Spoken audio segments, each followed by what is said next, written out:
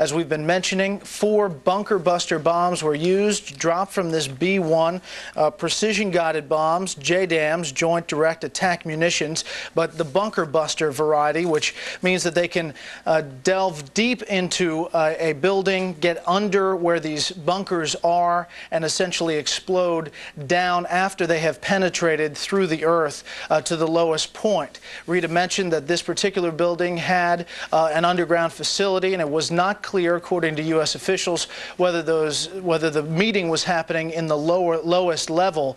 But we can tell you that the crater that is left, according to U.S. officials, numerous sources, is extensive tonight. Again, we're talking dust, according to one defense official here. As we mentioned, that they have been operating under this urban combat air support system, where they have a number of fighter jets in the air over Baghdad 24/7.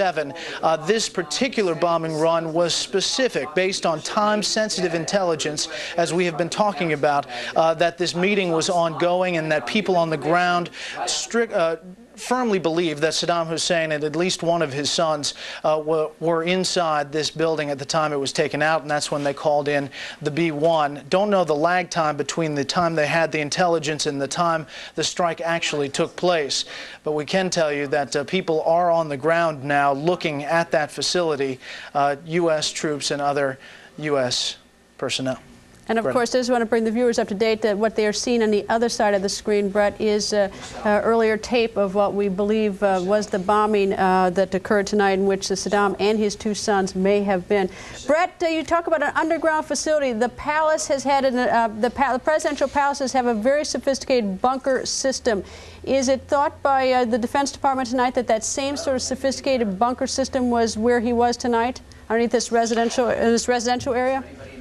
They're just not sure. A lot of this information coming from a number of different sources across the administration and the intelligence community, saying that in this particular building, which, as Rita mentioned, is in a residential area, it's not in an industrial complex at all or a military facility, essentially a home. But some of these places, many of them, Saddam Hussein's regime has built bunkers and cement structures underneath these buildings.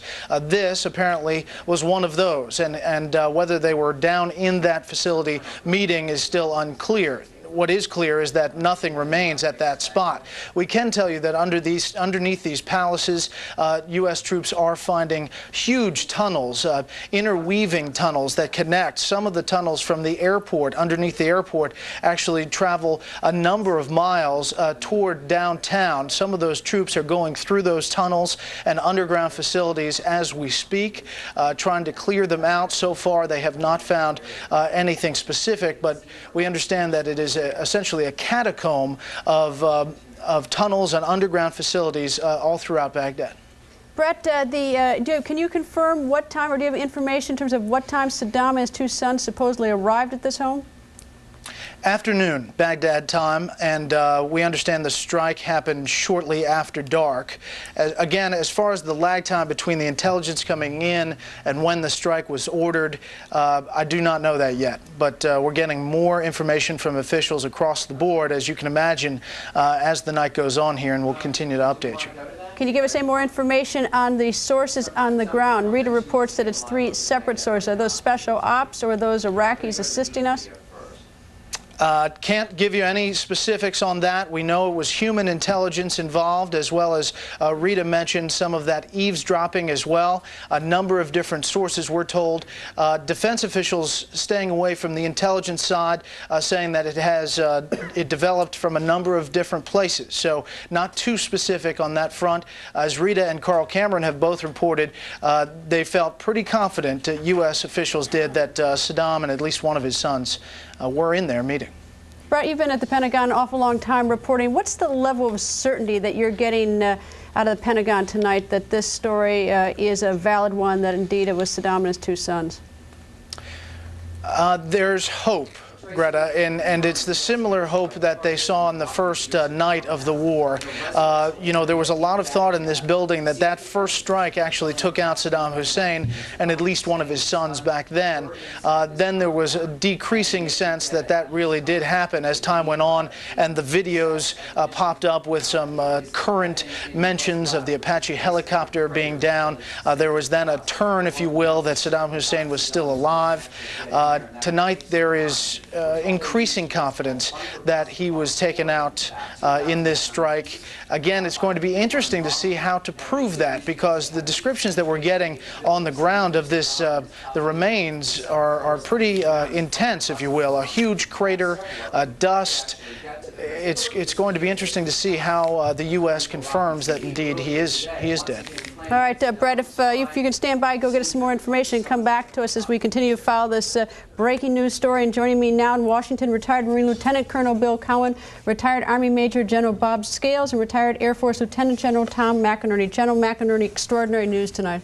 Yes, it is, Greta, and I think a lot of it has to do with the way we've organized over there. I was talking to you earlier about the urban close air support, in which we have divided the city into two down through the Tigris River, and we have an airborne forward air controller there 24/7. And nobody can drop in that restricted operating zone, they call it a RAS, unless the forward air controller clears them. But they have there, they've got airplanes stacked up there with all kinds of different weapons. They've got big bombs, 5,000-pounders. They've got little bombs, 500-pounders, even without high explosives, or just got concrete. So they have a menu of weapons to minimize the collateral damage. And in this case, the bunker buster, 4 2,000-pound bunker busters. 5,000. We're getting two reports. One is 5,000, one is 2,000. We'll have to get that confirmed. But General Scales, enormous amount of. You know, it's interesting that this was his greatest fear. His greatest fear was that he would lose his trappings of leadership, that he would lose the trust of the ruling elite, and the ruling elite would eventually turn on him. Who would have ever thought that instead of one of his Republican guards attacking him with a pistol, that they would turn, presumably, to some special operations outfit on the ground and say, he's in that building, call Obama. Unless if the special operations have been tracking him for a long time. They've been there at least since October. Rita reports at least since June. I mean, this may have been completely independent. Could have been. It may be extraordinary work the special operations have done on the ground. Could have been. Well, clearly, I mean, in order to mark the target, you'd need the special ops would have to be involved somewhere along the chain. But I just think this is a remarkable event, and once his death is verified, it's going to change the whole complexion of what's about to happen next. And we're going to continue to get more information. Brett Beers over at the Pentagon, Rita Cosby in New York, and Carl Cameron here in Washington as we track down more details on this very significant night. Breaking news: it may be that Saddam Hussein and his two sons are dead. Colonel Cowan, special ops. How important is special ops in this operation? Big time, I think, Greta. I think our special ops guys, and Rita talked a little bit about this Jaguar communication system.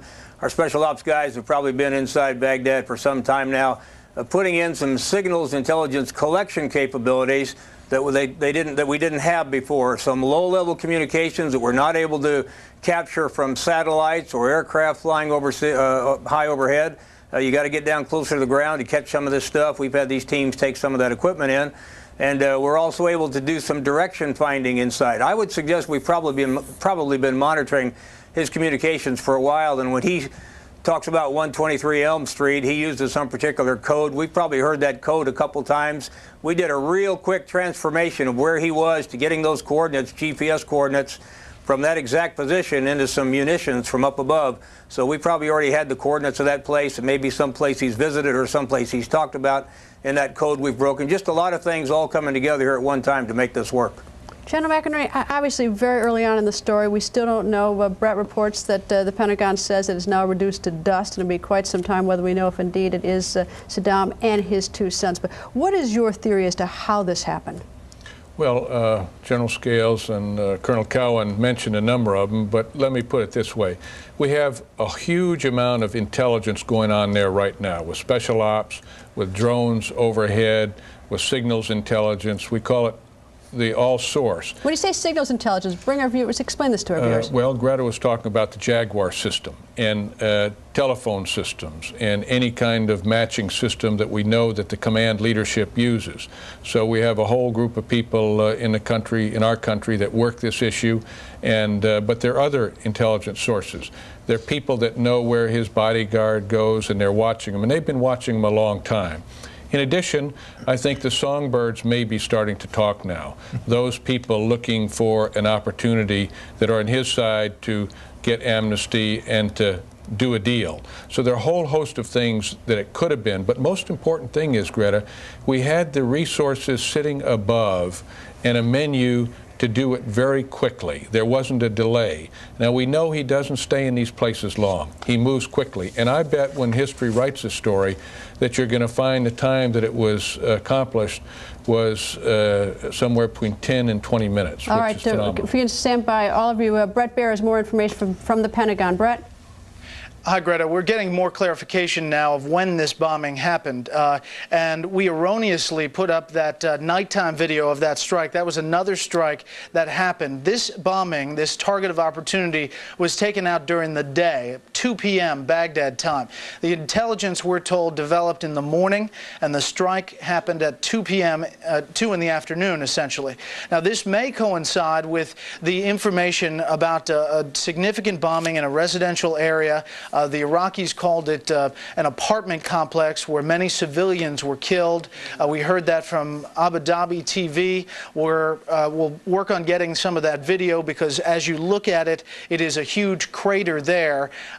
We can tell you that this was a daytime strike with one B-1 bomber that was up as a part of this urban combat air support, essentially hovering, if you will, and General McInerney can tell more about this, but 24/7 as a part of this air combat support, providing cover for the troops. This target of opportunity, we're told, happened based on time-sensitive intelligence. It was developed in the morning, and then the B-1 dropped 4 bunker buster bombs on this building. Now, some describe it as a house, others as a building.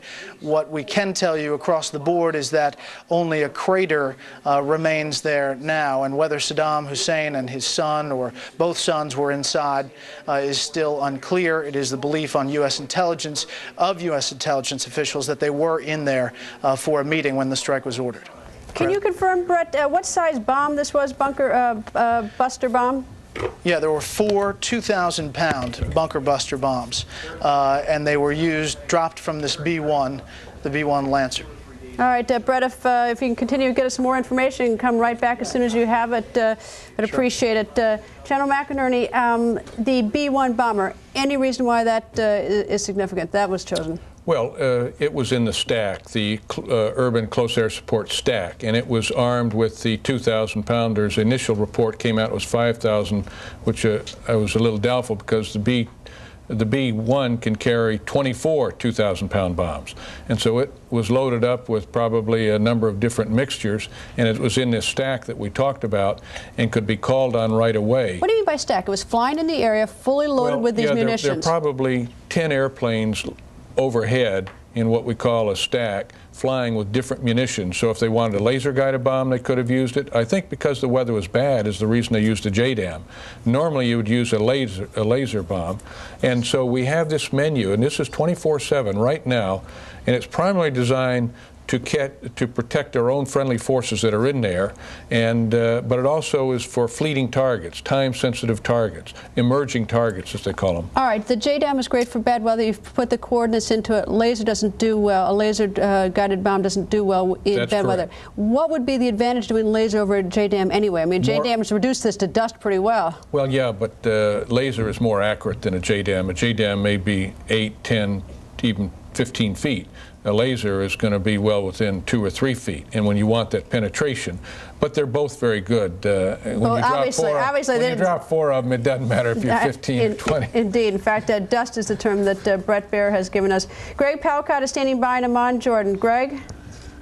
Hey, Greta, we've been following this along with all of our various Fox reporters feeding some very solid information about this hit. What we can tell you from this end is that the Arab television networks are carrying this information along with the American television networks. They are quoting various news agencies. We are in the process of trying to reach Abu Dhabi television. As Bret Baier just mentioned, it could have been a daylight residential hit that this was all about, not that nighttime blast that we had originally thought could be connected with this situation. So again, as we speak, we are on the line reaching Abu Dhabi to try to get more information on what they know about this. And again, what I can tell you from here is that the Arab television networks are picking this up big time. It is being played with very, very a large amount of seriousness. Just a couple of background points that we can make from our years here in the region following Saddam Hussein. I mean, right now, the fact that he would be meeting, some might say, well, why would he be meeting with his two sons and his intelligence top figures if that indeed happened in one place? Wouldn't that be an obvious target? Well, possibly, except it's probably about the only secure way that they can talk to each other now. They must be very, very careful about communicating in any other way. Telephone, satellite phone, email, whatever. So an actual physical gathering, although that might sound a little bit crude, is actually quite plausible. Also, why a residential area? Why not a government building? Well, we know after spending all of our time in Baghdad in the last few weeks, these government buildings aren't used anymore. The office buildings are not used anymore. The palaces are not used anymore for any kind of formal meetings of certainly of leadership, intelligence. Saddam Hussein, for sure, that in fact that they would choose a residential area, a residence to have this meeting makes absolute sense. And in fact, as he travels around Baghdad, we know that Saddam Hussein does not travel in any kind of a motorcade. A very low-key, a low-style, low-profile way of moving around is the way that he does it, and we can see him moving into a residential area. I mean, it is said at times that he's traveled around, at least this was how it was described back in the 1991 Gulf War, he traveled around in a Volkswagen. So absolutely a very low-key approach is how they would move on this. So the fact that a group was gathering makes sense. The fact that it was in a residential area makes sense. And the fact that it was not a meeting in a government building or a palace, and we've been searching these palaces, of course. Coalition forces have been searching these palaces, of course, for the last several days or more, and coming up empty. That is a good pointer, too, to underscore the plausibility that this could be a building where, in fact, Saddam Hussein and his sons and his other intelligence leaders could have been meeting. Again, we have to qualify everything on this, Greta. We don't know for sure that, in fact, they were there. We don't know for sure,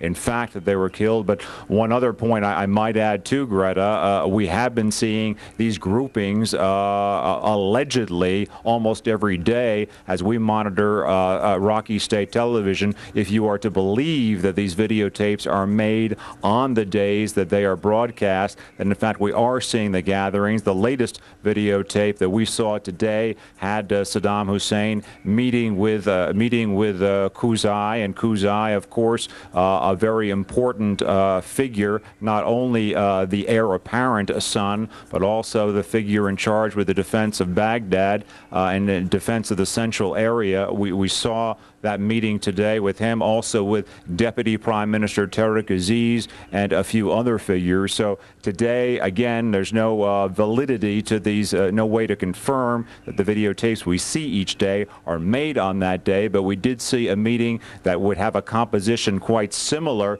to the grouping that is being described in the description of this gathering tonight. That is what we're hearing right now, Greta, and that's what we can add. And as we say, we're working the phones to get you more information. Back to you. Great. Appreciate it. Greg Palkot live in Amman. And of course, if you're just joining us, Saddam and two of his sons may have been in a residential area that was bombed today by coalition forces. 4 2,000-pound bunker buster bombs were dropped in a residential area, which now all that remains is a crater filled with dust. Bret Baier is reporting from the Pentagon, and we'll go back to Bret when he has more information as breaking news. But first, joining me is Dr. Ghazi George, who's an exiled scientist for the Iraqi Atomic Energy Commission. Welcome, sir. Hi, Greta. Ghazi, you know or knew Saddam Hussein. Your thoughts tonight as we follow this breaking news story? Yes, I had met Saddam Hussein when he was in charge of Atomic Energy Commission, and while watching or listening to your story, I had a suggestion mainly to identify Saddam Hussein. He always had one dentist and he always had one doctor for the whole family. He never trusted anybody else. And I think if anything would be salvaged from any human body with those bombs will be the teeth. And if they find any teeth belonging to his sons in there, that is definitely Saddam Hussein with them and not a double. Ghazi, you were sentenced to death by Saddam Hussein. You also worked for him. Do you have any information about this residential area? I mean, can you give us any background, how far it is from the presidential palaces, whether it's likely to have a sophisticated bunker system underneath it? I do not know from what I've seen where the bunker is. However, a lot of his bunkers were built by the Germans, recently, and they were designed to withstand a lot of bombing. But I doubt if they could withstand the big bombs that they dropped on him today. Ghazi, you helped Saddam Hussein hide weapons. What did you help him hide? Well, in 1981, prior to the bombing of the Iraqi reactor by the Israeli bombs, we were notified by security that we had to remove the uranium, the enriched uranium, from the reactor core into a safe location, which was a swimming pool, mainly to protect the uranium from the bombs. And we moved that into that location. To be told afterwards, about a week after the bombing, which was very successful. In fact, the reactor was blown up to pieces, that Saddam Hussein wanted to simulate a uranium spill in the area to write off the uranium, approximately 40 pounds of highly enriched uranium, to tell the inspectors that the uranium was gone or buried in the core. Ghazi, just hold on for 1 second and remind the viewers that we are going to go back to the Pentagon as soon as Bret Baier has more information on this breaking news story about Saddam Hussein and his two sons who may be dead tonight as a result of coalition bombing. Ghazi, why were you sentenced to death by Saddam Hussein? After I left, I escaped from Iraq after the Israeli bombing of the nuclear reactor, and after I was asked to fake the inspection, the uranium spill, and fool the United Nations and the International Atomic Energy Agency inspectors. In fact, they accepted the whole story and they left and they stamped the paperwork that they lost the uranium. After I left, Saddam Hussein tried to get me back. He tried to kidnap my children in order to force me to go back to Iraq. And when that failed, he accused me of being an Israeli spy and that I caused the bombing of the reactor, and I was sentenced to death. How do you describe him? I mean, you actually knew him.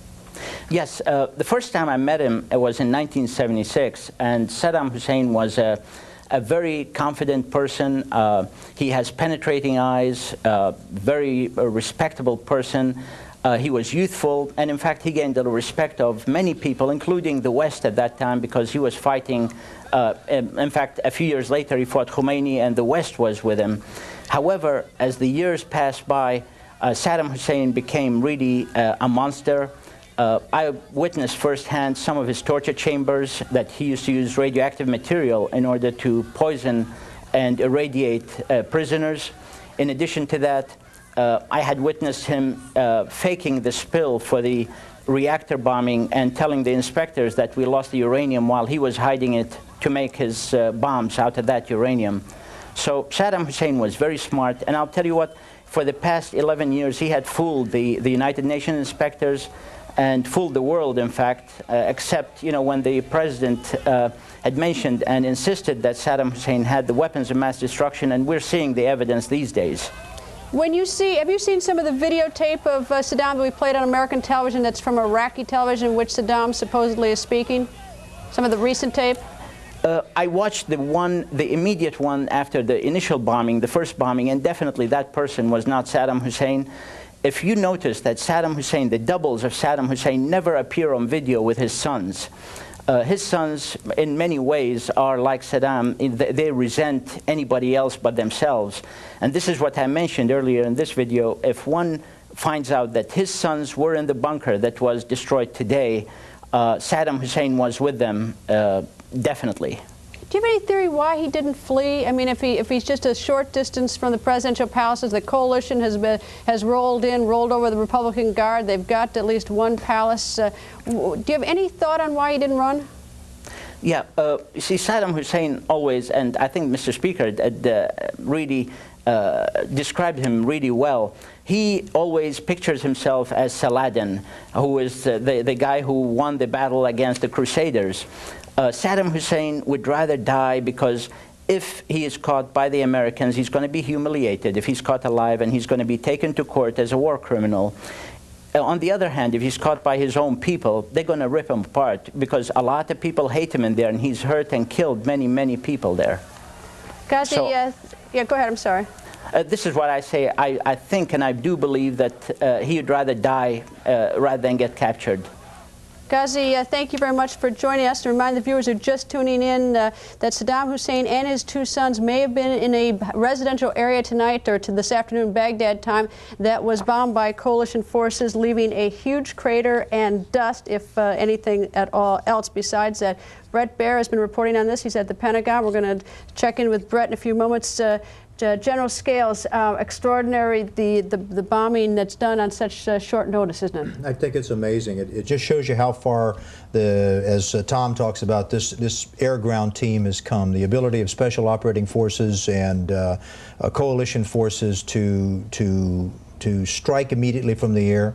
If you go back to the first Gulf War, the time interval from request to delivery was measured in minutes, sometimes in hours. Here, this thing must have been, Tom, it must have been in what, minutes probably, from the time that he was located, his position was verified, SOF on the ground managed to get a latitude and longitude punched into their computers. Next thing you know, you got a B-1 dropping, what, 4 bunker-busting bombs. 2,000-pound. 2,000-pound bunker-busting bombs. And given the fact that this man moves about all the time and is constantly mobile, to be able to catch him in a house like that is probably one of the most remarkable testimonials I've ever seen to the fact that the air and the ground team in our military has really come together over the last few years. Colonel Cowan, now we're going to have a big problem trying to identify if Saddam and his two sons were in that building. What do we do?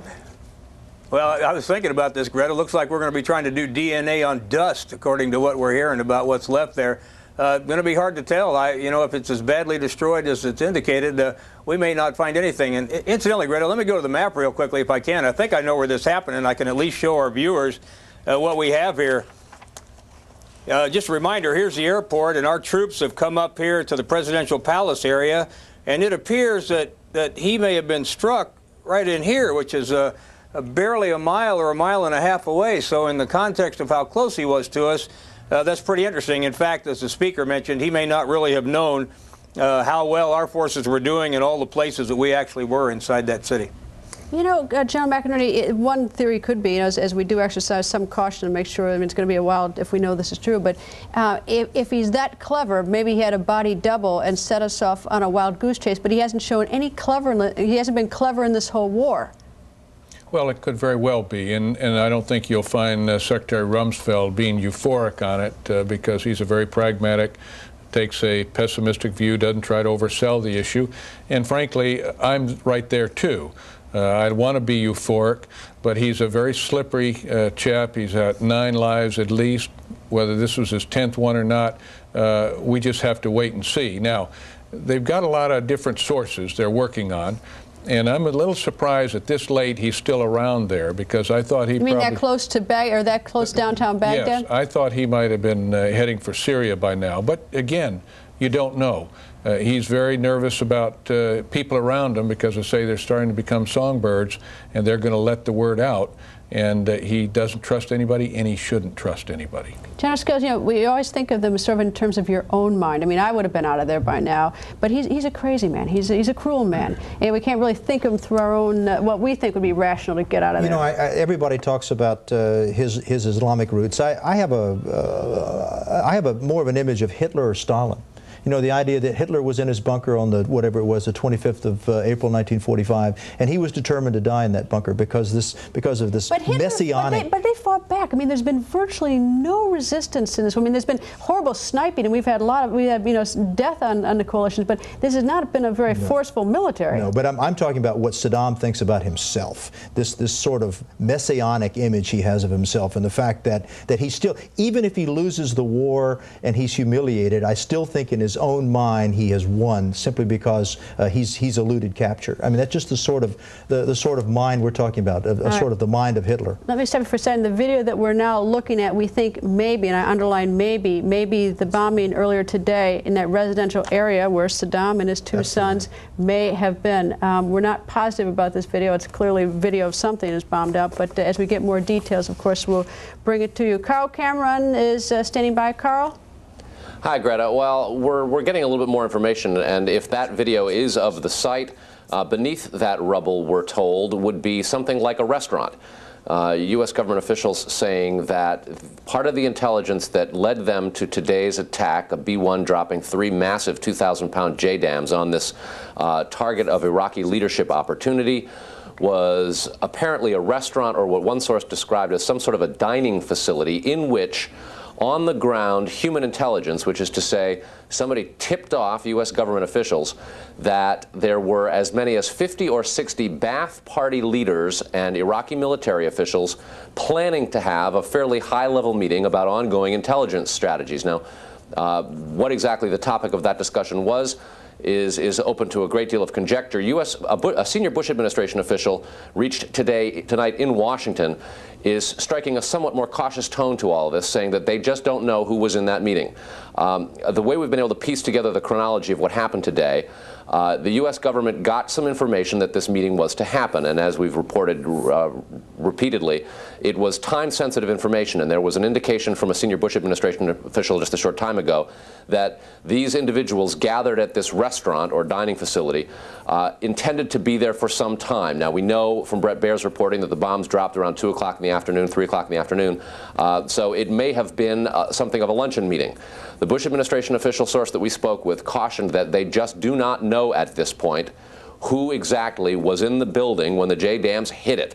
But we know that the intelligence going in has been described as very reliable, a high degree of confidence in the quality of this intelligence before the strike actually occurred. It did not take long. There's tremendous communications on the ground right now from the moment this intelligence information was gathered by one agency of the government and then passed through to CENTCOM, and they got that B-1 to drop the JDAM. A very short period of time actually passed. So there is a great deal of optimism, according to a senior Bush administration official in Washington tonight, that they may have actually targeted the officials and been able to take out Saddam Hussein and his sons. But there is this caution. They do not know whether or not Saddam Hussein and his sons were in the building when the bombs actually hit it. But the intelligence prior to that suggested that he may have been there and that there was and was destroyed a very senior meeting of Ba'ath Party and military officials tonight at that location. Carl, thank you. We're going to go to New York. Rita Cosby standing by with more information. Rita? Well, Greta, intelligence sources and also other U.S. officials are telling me, just to add a couple things to what Carl was saying, I am told, again, also as Carl was saying about a restaurant, but I'm told that they were probably not in the dining area at the time, that it was a location that had a restaurant attached to it, and it was either a house behind the restaurant or sort of part of it was a restaurant, part of it was not, but that they were probably not in the dining area at the time, and it's in a neighborhood, sort of a neighborhood area of Baghdad. But it was actually sort of in the house structure of the facility. Also, just to give you an idea of the timing, I am told that around 1 p.m. Baghdad time, they got a tip. They got some human intelligence pointing to that he was going to this location, along with some other Ba'ath Party leaders. I'm told that there may have been a dozen to 20 or 30. I know Carl was saying 50. There may actually be more, but some intelligence was pointing that there was at least a dozen officials going into this structure. So they got one tip around 1 p.m. Eastern Eastern Time. Then they got a second human intelligence tip from another special ops officer shortly after that. Then they were able to pick up something from the sky, get some eavesdropping, and again, going back to that Jaguar, that sort of encrypted system that they were able to tap into that Saddam Hussein has been using, they were able to get another source. And then they got another ground source after that. And then they decided within minutes of that, that confirmation that they would do the strike. And officials I am talking to, Greta, again, are saying, you know, they cannot be for sure. They did see him go in. They believe it was Saddam Hussein, not one of his doubles. They did not see him leave. And at this point, saying there's a good chance, and of course doing a lot of tests right now to get a clear confirmation. All right, we continue to follow this breaking news story. Saddam and his two sons may have been bombed today by coalition troops. Fox is going to continue to follow the story. We have Bret Baier at the Pentagon, reporters here in D.C., military experts and reporters live all around the world. I'm going to turn this over to John Gibson, who's going to take over for our breaking news coverage. John? Thanks a lot, Greta. Hi, everybody. I'm John Gibson. We start our live coverage tonight at the Pentagon with Bret Baier in just a moment. Let me recap what we know at this time. Just over a few hours ago, a B-1 bomber dropped 4 2,000-pound JDAM bombs on a certain location in Baghdad where it was believed that Saddam Hussein, his two sons, and a number of Ba'ath Party officials were gathered at a restaurant. We have some video of what we think was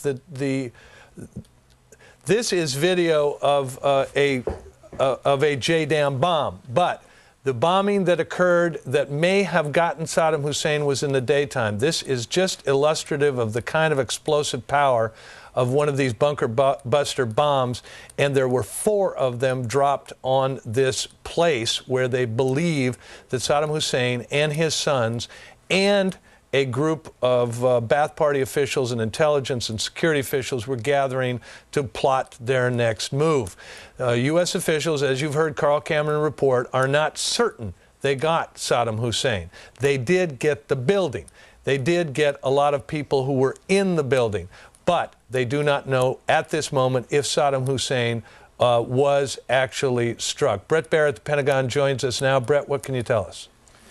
Hi, John. This strike developed after some intelligence on the ground. According to U.S. officials, talking to myself and Rita Cosby, Carl Cameron across the board, saying that there was human intel involved here, believed to be that Saddam Hussein and his sons, at least one of them, in this meeting of Ba'ath Party members at a facility in residential Baghdad, essentially a suburb. The intelligence, we're told, developed in the early afternoon. The bombing itself happened at 2 in the afternoon, Baghdad time, in broad daylight. A B-1 bomber was used. It was part of the urban combat air support that was up above Baghdad. This has been up 24/7 for the last day and a half now, providing protection for troops and also targets of opportunity on the ground. Now, you're looking at video of a strike, the battle damage assessment and the aftermath of a strike earlier today in a residential area. We do not know, and I emphasize, we senior defense officials and here at Fox do not know that that is the video of this strike. But we can tell you that what we're being told is that senior defense officials say what is remaining on the ground is essentially a huge crater. One official told me, Bret, what is left there is essentially dust. 4 2,000-pound bunker buster bombs were dropped from this B-1 and took out this facility. Anyone inside, according to senior defense officials, did not make it out alive. Now, whether Saddam Hussein and his two sons were inside is still unclear, hasn't been definitively proven, but there is a growing sense of optimism here at the Pentagon and across the administration that, in fact, there were senior leaders, possibly Saddam Hussein himself, in that building at the time of this strike. Bret, how are they going to figure out if he was?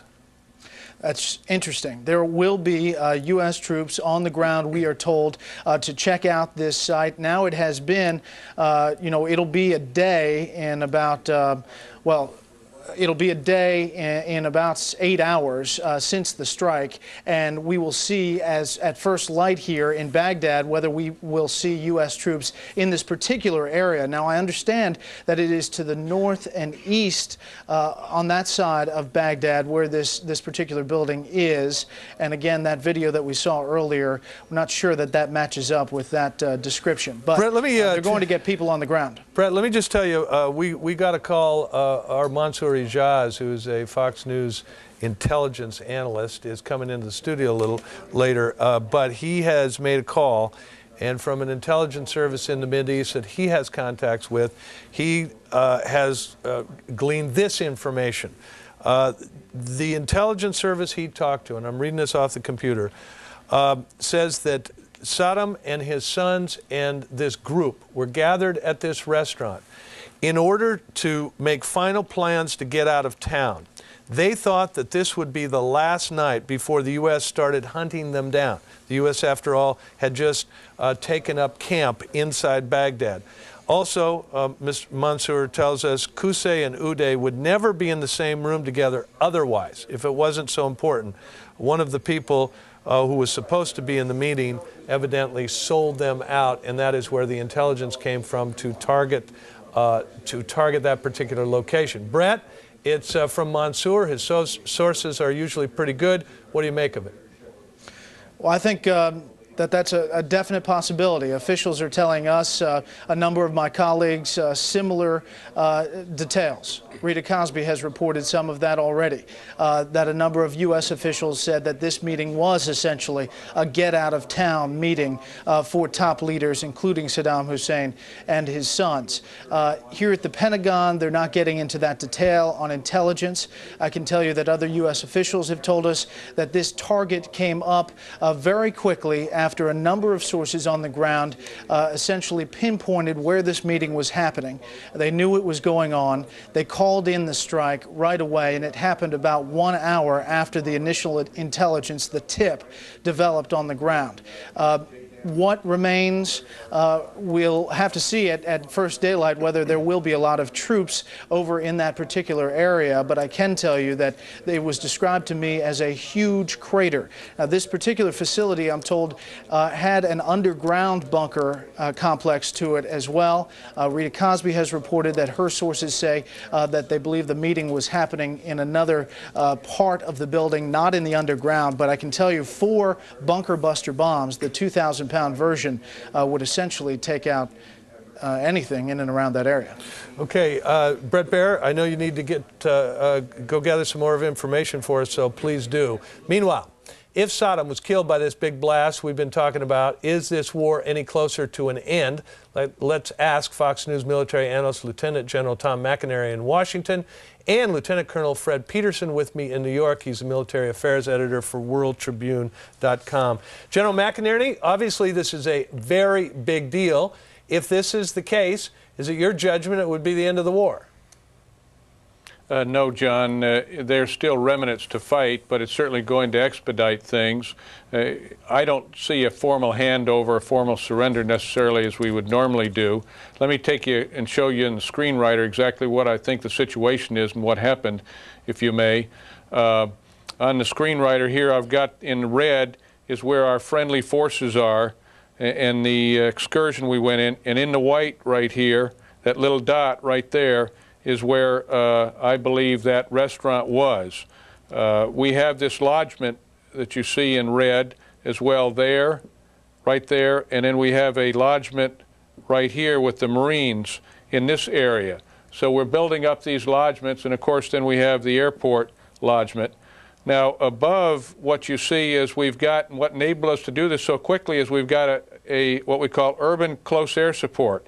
And they're A-10s or F-15s, F-16s, F-14s, F-18s, 24/7. We have airplanes with a forward air controller in both the west and the east side. And we have airplanes in what they call the stack that are sitting above. In this case, it's a B-2, could have been a B-1. They've got a menu of airplanes with different kind of weapons, John, from 2,000-pound bunker busters to 500-pound bombs with just concrete in them. So we have minimized our collateral damage on targets.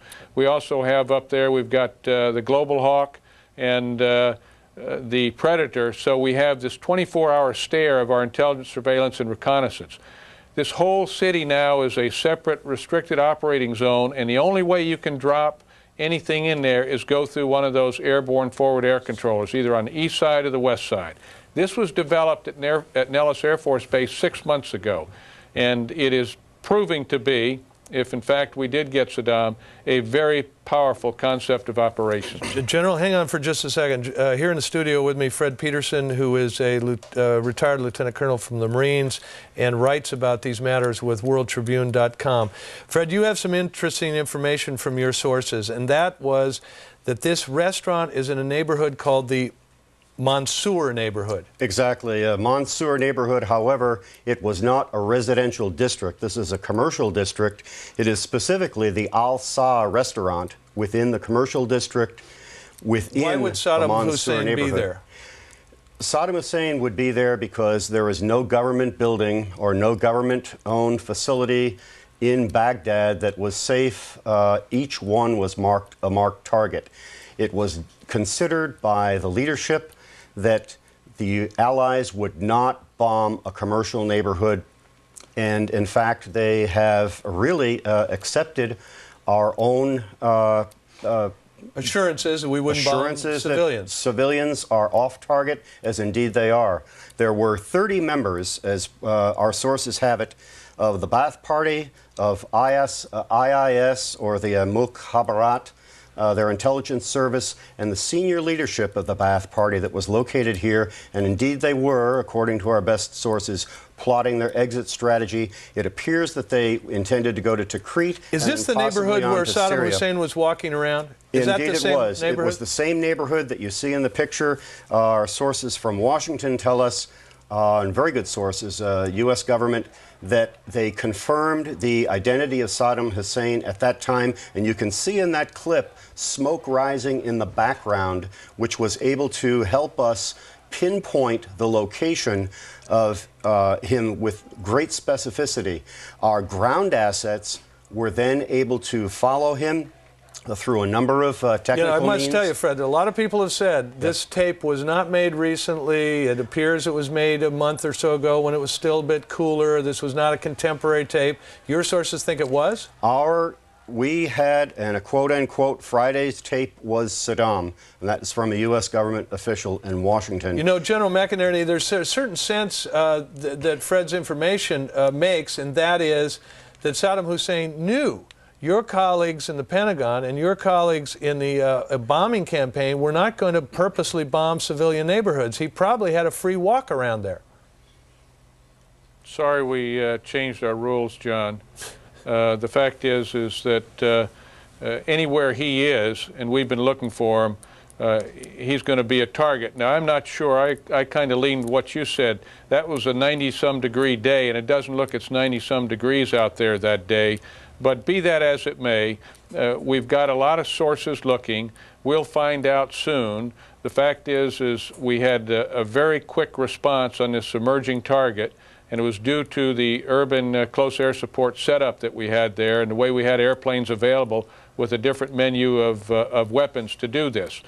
We do need a lot of verification, John. I don't want to get too euphoric on this, but we may see as of tomorrow, if we got the right people, that maybe some people will start talking to us about a surrender or changing the conditions. General McInerney and Fred Peterson, stand by for just a second. Let's go back to Rita Cosby. Of course, the story of the hour is a leadership target in Baghdad hit, and Saddam Hussein could have been there. If he was, he certainly would be very unlikely to have survived it. Rita, what's the latest? Well, John, I can tell you my intelligence sources are giving me some details as to sort of how quick of a reaction time the U.S. had. Also, I wanted to supplement what we were just talking with the general and some of the others about the videotape. My intelligence sources were saying the same thing, that that videotape was Saddam Hussein. They believed it was shot recently. They can't confirm that it was shot that day, but the video they do believe may have been shot that day. They said it was probably shot in the early morning hours because the people, the way they were dressed in the leather coats, he had a turtleneck on.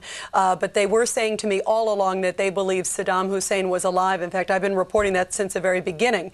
And another interesting detail, and this is something I was reporting the last hour that we broke, that apparently they have been able to track down Saddam Hussein since the very beginning of this war pretty clearly, much more than we have ever known, because of a system that he was carrying. It's called a Jaguar system. It's something that the Brits actually sold to Saddam and his sons, and it is a voice encryption system which uses cell phone technology, and it was sold to the Iraqis during the Iran-Iraq war many years ago when, of course, we were on the side of Iraq at that point.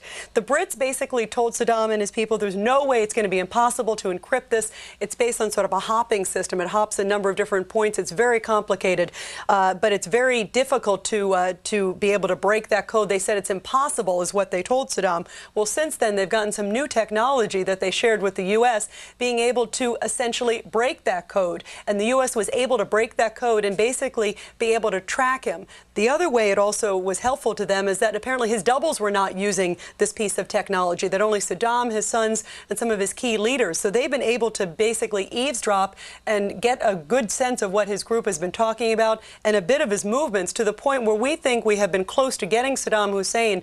I've been told from a couple sources 3 or 4 times in the last few weeks. As far as tonight, about 1 p.m. Baghdad time, one person on the ground, a special ops officer, I am told, gave some critical piece of technology information, essentially saying, we know Saddam is going into this building. We understand he's heading there. Then they got some eavesdropping information, possibly from this Jaguar system, which they were able to intercept. And then they got some more human intelligence. I'm told that they got at least 3 pieces of human intelligence in addition to eavesdropping. And the combination of the things gave them sure intelligence, where they were able to basically, when they made a final confirmation within minutes, they had that B-1 bomber above, and they were able to drop those bunker buster bombs. Now, I am told, this is incredible, just the advanced technology that the U.S. has, that they were able to listen in. This meeting, I'm told, which involved at least anywhere from a dozen to maybe 20 or 30 Iraqi leaders were at this location. I'm told it's a residence, like a house structure attached to a restaurant. I'm told that they were probably not in the restaurant section at the time, but it was either a house behind a restaurant or a house underneath the restaurant, like adjacent to, in this residential area, but that they were standing within 4 to 6 meters of each other. This is the kind of technology, and they were discussing how to get out of the city. A little too late, of course, to be talking about that, and that's apparently when the bombs came down. Now, my sources are saying, again, they saw them go in. They did not see them leave. They seem fairly confident, John, based on the tone that they're talking with me tonight, that there's a good chance they got them. But, of course, it's going to take a bit of time. And as we were just talking about, as I was just overhearing your other folks talking about, what they're going to have to look at now is physical evidence. Go to the site.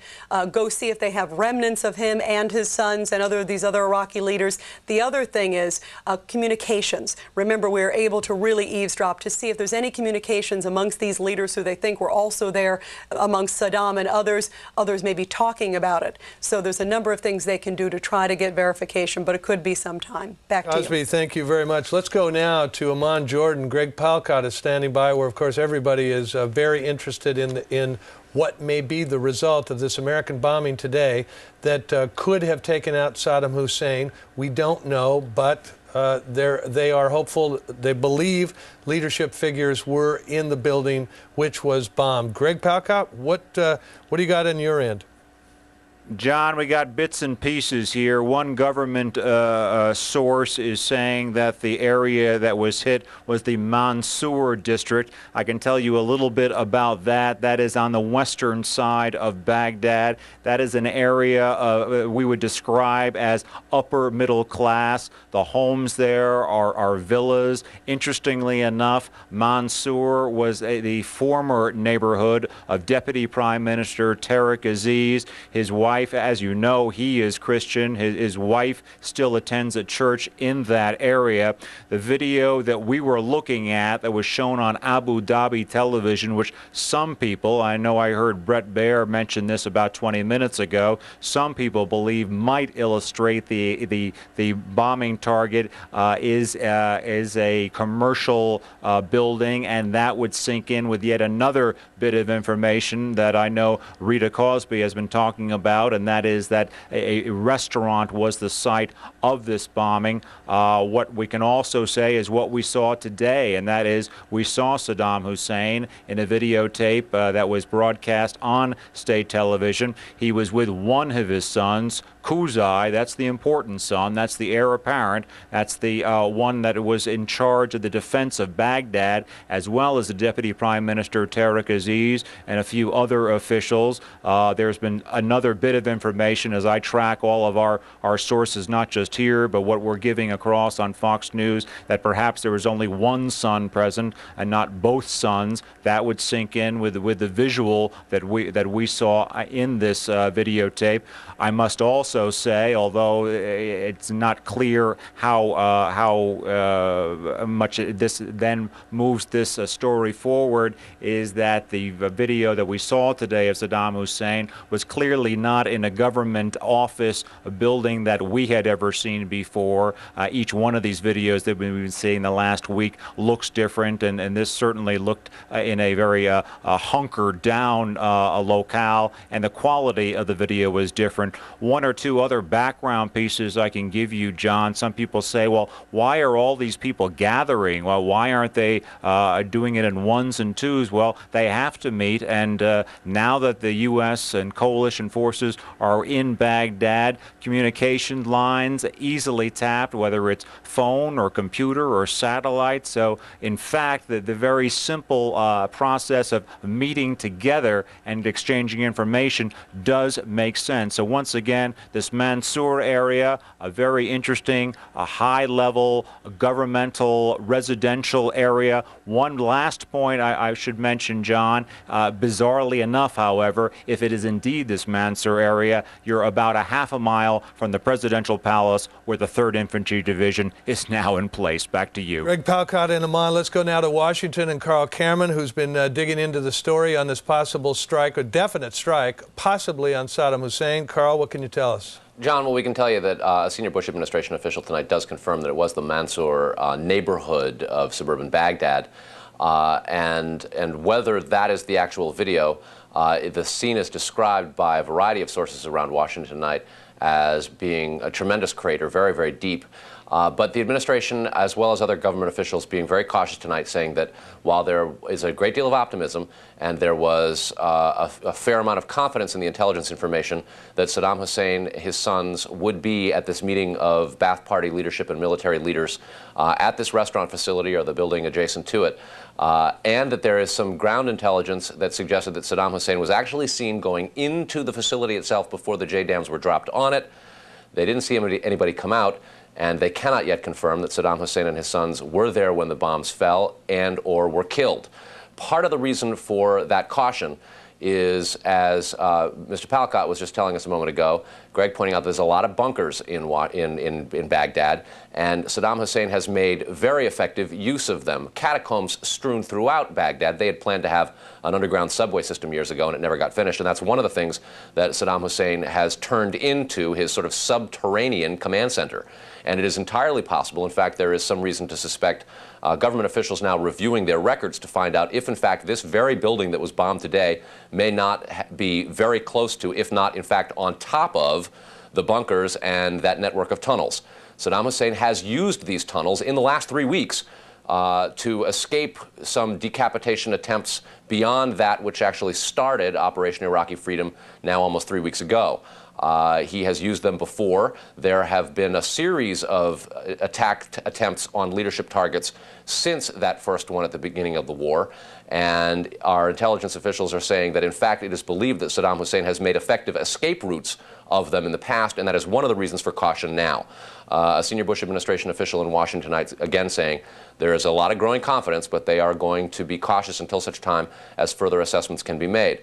The other thing, in regard to the intelligence that led up to this, we are hearing over and over and over again. Going to figure out if they got him?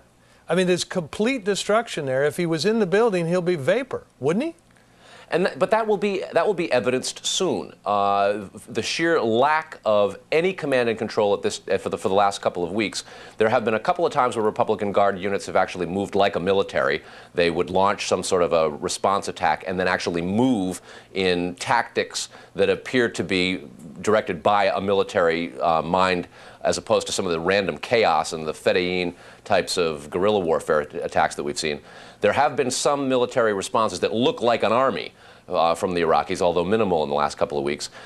It will be pretty obvious in the next day or so that if Saddam Hussein was hit. Now, the other thing is, specific to that video that we were looking at a short time ago that was the devastation in a residential area, it has already been suggested to me by one government official that had that video that you're seeing there, had Saddam Hussein and other Ba'ath Party and Iraqi military leaders under it, the level of urgency in the search might have been considerably higher than what we're seeing now. While they obviously, when there you see a guy smoking a cigarette, he doesn't look like he's looking for his leader. And if it was believed that Saddam Hussein and his sons were buried underneath that, it's already been suggested by one government official that there isn't a lot of urgency in that search. I mean, they're there standing on a car, John. It looks like they're pretty fatalistic about it. All right, Carl Cameron, appreciate it, Carl. I know you got a lot of sources, and if you go dig on them and come talk to me a little bit later, I appreciate it. Let's go now to Ambassador Dennis Ross, the former Special Middle East Coordinator and a Fox Foreign Affairs analyst. Dennis, let's just say that there is intelligence that is able to tell American authorities whether they did or did not get Saddam Hussein, and there is some way to be definitive about it. A, does that bring everything to an end, essentially? And B, how are we going to convince the world we actually got him?